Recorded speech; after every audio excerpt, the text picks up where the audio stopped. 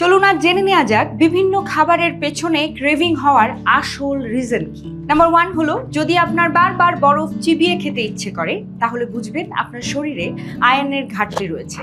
এর সমাধান হিসেবে বেশি করে পালং শাকের ওপর লেবুর রস চিপে খান, কারণ লেবুতে ভাইটামিন সি রয়েছে যা আয়রন শোষণে বেশ সাহায্য করে। নাম্বার 2 হলো, চকলেট খাওয়ার তীব্র ইচ্ছে হলে বুঝতে হবে যে আপনার শরীরে ম্যাগনেসিয়ামের ঘাটতি রয়েছে।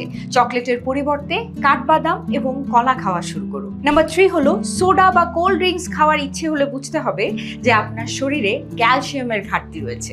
এই ক্যালসিয়ামের ঘাটতি কমাতে দুধ পান করুন বা ড্রামস্টিক মানে সজনের ডাঁটা খেতে পারেন। নাম্বার 4 হলো, অনেকেরই কাঁচা চাল বা মাটি খাওয়ার এক ধরনের অদ্ভুত রকমের ক্রেভিং হয়। এটিও শরীরের তীব্র আয়রনের ঘাটতির কারণে হয়। তাই অবহেলা না করে আয়রন সমৃদ্ধ খাবার খান এবং ডক্টরের পরামর্শ নিন। তথ্যটি জেনে উপকৃত হলে কমেন্ট বক্সে জানাতে একদমই ভুলবেন না। সেই সাথে বসুন্ধরায় একদমই ঘরোয়া পরিবেশে তৈরি খাবার পেতে এক্ষুনি অর্ডার করতে পারেন হ্যালো শেফ থেকে।